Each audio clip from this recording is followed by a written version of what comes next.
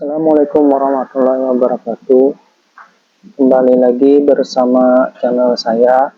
Pada kali ini kita akan membahas prediksi soal P3K tahap 2, yaitu part yang ketiga ya. Soal ini terdiri dari campuran ya, ada teknis, manajerial, dan sosiokultural. Lengkap dengan pembahasan. Langsung saja kita. Soal pertama, seorang pengadministrasi perkantoran diminta untuk menyusun surat dinas yang ditujukan kepada pejabat eselon 2 di instansi lain. Bagian manakah yang seharusnya dicantumkan dalam surat tersebut sesuai dengan kaidah penulisan surat dinas yang tepat? A. Salam pembuka, B. Nomor indeks, C. Lampiran, D. Perihal. Jawaban yang benar adalah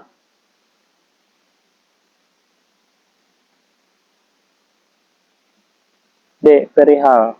Pembahasannya itu, dalam surat dinas, perihal memberi gambaran isi surat secara ringkas. Sangat penting untuk efisiensi komunikasi. Soal nomor 2. Dalam pengorganisasian kantor, penugasan tugas harus dilakukan berdasarkan A. Kesukaan pribadi, B. Ketersediaan waktu karyawan, C. Kualifikasi dan kemampuan masing-masing karyawan, D. Jumlah gaji yang diterima. Jawaban yang benar adalah C. Kualifikasi dan kemampuan masing-masing karyawan. Pembahasannya yaitu penugasan efektif dilakukan dengan mempertimbangkan kompetensi pegawai. Soal selanjutnya, nomor 3. Seorang staf operator layanan operasional di kantor Dinas Pendidikan Kabupaten menerima pengiriman perangkat laptop untuk mendukung kegiatan administrasi. Namun, saat diterima, tidak semua unit disertakan nomor seri yang jelas. Apa tindakan paling tepat? A. Membuat berita acara pencatatan kekurangan data dan menunda penerimaan. B. Menyimpan barang dan melaporkan kondisi ke Dinas Pendidikan. C. Menghubungi penyedia dan meminta perakitan sesuai kontrak. D. Menolak penerimaan dan mencatat kejadian dalam log internal. E. Membuat berita acara kerusakan dan menghubungi pihak dinas. Jawaban yang paling tepat adalah A. Membuat berita acara pencatatan kekurangan data dan menunda penerimaan. Pembahasannya itu, langkah profesional dan administratif yang benar adalah membuat berita acara, mencatat kekurangan dan menunda penerimaan agar tidak terjadi kesalahan pencatatan inventaris dan akuntabilitas. Hal ini penting dalam sistem pengadaan barang atau jasa pemerintah. Soal nomor 4. Staf operator di Dinas Pendidikan menerima rak dokumen untuk ruang arsip. Setelah pemeriksa diketahui 1 dari 5 rak dalam kondisi retak pada bagian kaki. Apa yang harus dilakukan? A. Menggunakan laptop yang ada dan mencatatnya secara manual. B. Membuat laporan tertulis dan menunda distribusi. C. Membuat berita acara kerusakan dan menghubungi pihak dinas. D. Menandatangani dokumen penerimaan untuk mempercepat proses. A. Membuat berita acara kerusakan dan melaporkannya ke atasan. Jawaban yang paling tepat adalah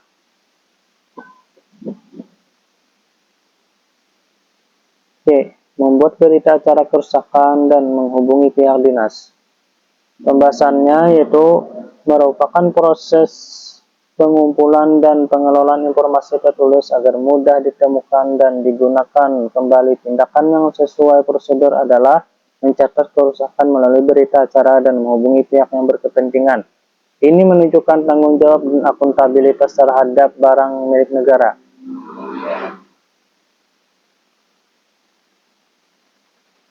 Soal nomor 5. Dalam distribusi barang ke sekolah-sekolah, staf Dinas Pendidikan mengirim perangkat alat peraga ke sekolah dasar.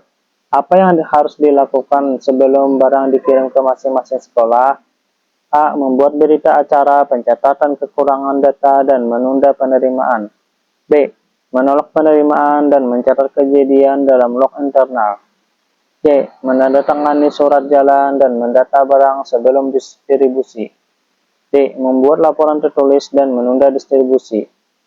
Menolak seluruh barang karena tidak berlabel. Jawaban yang paling tepat adalah C. Menandatangani surat jalan dan mendata barang sebelum distribusi. Pembahasannya itu, sebelum distribusi, penting untuk mencocokkan data barang dan melengkapi administrasi atau surat jalan dan pendataan, agar alus logistik dan pertanggungjawaban dapat dipertanggungjawabkan dengan jelas. Soal nomor 6. TK Negeri Pembina menerima bantuan alat main edukatif dari Dinas Pendidikan. Operator sekolah harus mencocokkan barang dengan dokumen. Dokumen apa yang paling penting untuk dicocokkan dalam proses ini? A. Menggunakan laptop yang ada dan mencatatnya secara manual. B. Menolak seluruh barang karena tidak berlabel. C. Surat jalan dan berita acara serah terima. D. Menyimpan barang dan melaporkan kondisi ke Dinas Pendidikan. E. Menandatangani dokumen penerimaan untuk mempercepat prosesnya. Jawaban yang paling tepat adalah C. Surat jalan dan berita acara serah terima.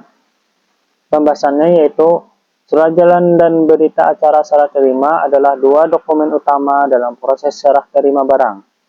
Surat jalan mencatat apa saja yang dikirim, sedangkan berita acara mencatat bahwa barang telah diterima dalam kondisi baik.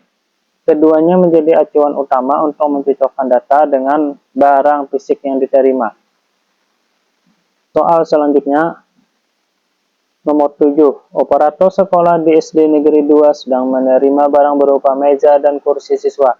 Setelah diperiksa, jumlahnya sesuai, namun sebagian besar tidak memiliki label nama sekolah. Apa yang harus dilakukan? A. Menggunakan laptop yang ada dan mencatatnya secara manual. B. Menandatangani surat jalan dan mendata barang sebelum distribusi. C. Menyimpan barang dan melaporkan kondisi ke Dinas Pendidikan. D. Membuat berita acara kerusakan dan menghubungi pihak dinas. A. Membuat laporan tertulis dan menunda distribusi. Jawaban yang tepat adalah B. Menandatangani surat jalan dan mendata barang sebelum distribusi.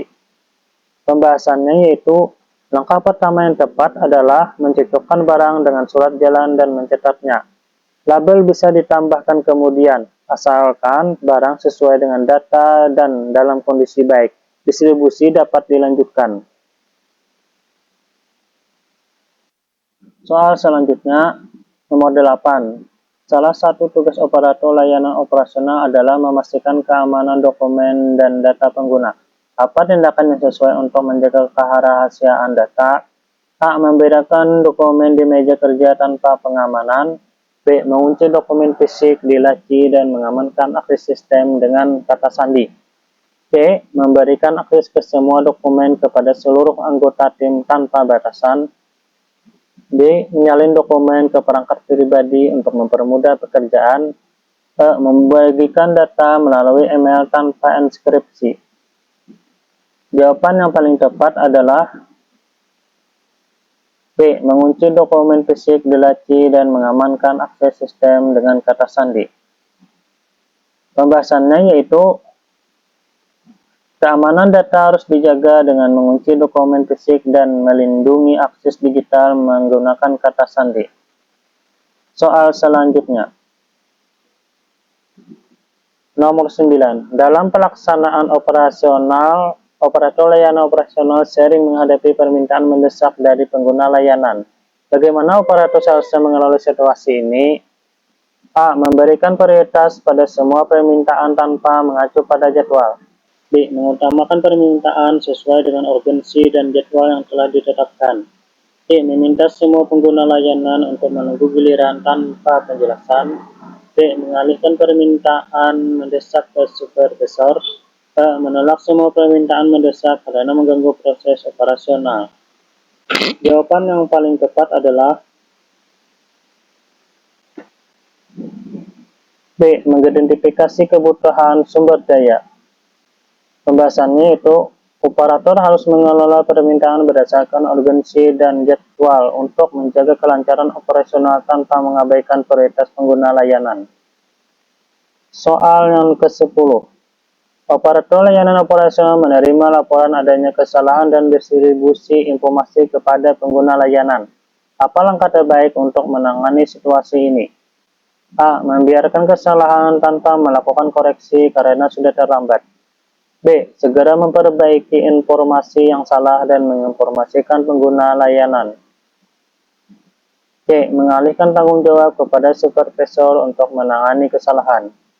D. Membuat permintaan maaf tertulis tanpa memperbaiki informasi. E. Mengabaikan laporan dan melanjutkan tugas lainnya. Jawaban yang paling tepat adalah